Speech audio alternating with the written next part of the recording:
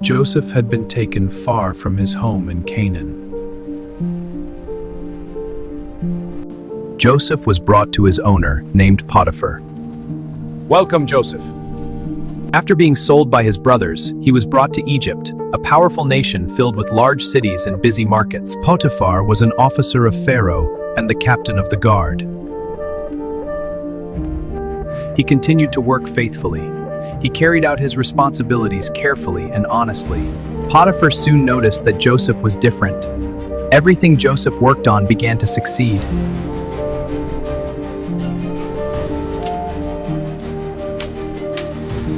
Joseph was hardworking, diligent with his duty.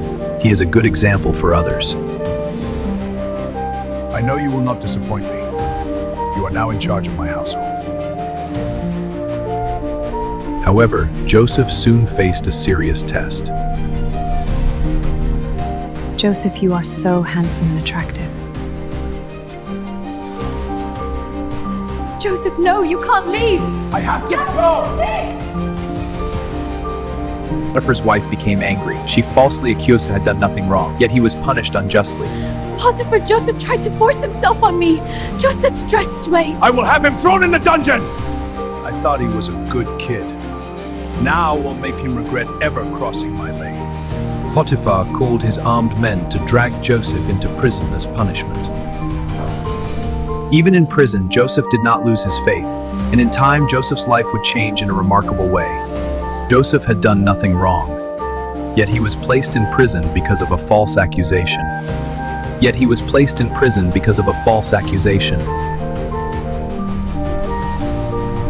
Let's start with the crates. Stack them neatly.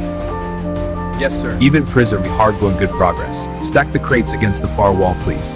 I am ready to serve, sir. His good conduct did not go unnoticed. One day, two men were brought into the prison. They had both served Pharaoh himself. One was Pharaoh's chief cupbearer, and the other was Pharaoh's chief baker. Both of them had offended the king and were placed in custody. Joseph was assigned to look after the new prisoners. I've been watching you both. What do you want? To make friends, we need each other. He's right. One night, both men had unusual dreams. The next morning, they seemed troubled. Joseph, we had bad dreams. We need to know the meaning. Tell me your dreams. We dreamed of vines and bread. Why do you look so sad? We had dreams, but we don't know what they mean. Yes, and we cannot interpret them. That interpretations belong to God. The cupbearer will be restored to his position, but the baker will not survive. In 3 days' time, your head will be cut off from your neck. Remember me when you are restored into your post, my friend. 3 days later, Pharaoh held a birthday celebration. Exactly as Joseph had explained, the cupbearer was restored to his position. The baker's outcome was also fulfilled. Joseph asked the cupbearer to remember him and speak to Pharaoh about his situation, but sadly, the cupbearer forgot. Joseph remained in prison. Days turned into months, and months turned into years. Yet Joseph continued to wait patiently. He trusted that Jehovah had not forgotten him. A dream from the king of Egypt was about to open the prison doors. And Joseph would soon stand before Pharaoh himself. 2 years passed after the cupbearer was restored to his position.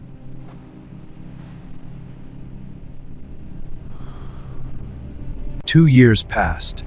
Then Pharaoh had troubling dreams. He saw 7 healthy cows. Pharaoh woke up disturbed. Pharaoh was troubled and wanted to understand the meaning.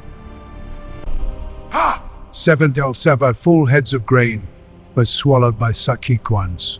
The next morning, Pharaoh called the wise men and magicians of Egypt. Wise men and magicians of Egypt, I have summoned you. We are here, great Pharaoh. But none of them could explain what the dreams meant. He told them. Pharaoh became frustrated. At that moment, the chief cupbearer finally remembered Joseph. He knelt down. Pharaoh, years ago a Hebrew in prison correctly explained your dream. Send for Joseph at once! Joseph was quickly brought from prison. He was cleaned and prepared before standing before Pharaoh. Bring him before me at once. I have heard that you can interpret dreams. It is not I. God will give Pharaoh the answer. May the God that you serve help you to know the dream and interpret the dream. The two dreams have the same meaning. There will be 7 years of great abundance throughout the land of Egypt. My lord, God has shown Pharaoh what he is about to do. Appoint a wise man over the land to store the grain. A sound plan? It shall be done. Joseph, your wisdom is a gift from the gods. I am but a servant, my king.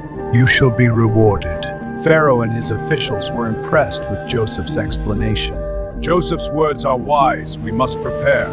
Indeed, my Pharaoh, his plan will save Egypt. We should begin the grain stores at once. Can we find anyone like this man in whom the Spirit of God is? Joseph, your wisdom has saved Egypt. I make you second only to me. I am your servant, my lord. This ring is the symbol of your authority. Rule wise. Everyone bowed down to the king, Pharaoh, and Joseph. They brought an expensive regalia for Joseph as a symbol of important figure in Egypt. Time of plenty is upon us. Build the storehouses with haste. During the 7 years of abundance, Joseph gathered large amounts of grain. Pile the grain high. Let the storehouses overflow. Food was stored in cities throughout the land. Joseph carefully prepared Egypt for the difficult years that were coming. My people, the time for hesitation is over. We must unite our strengths and march toward the future. Together we will prevail.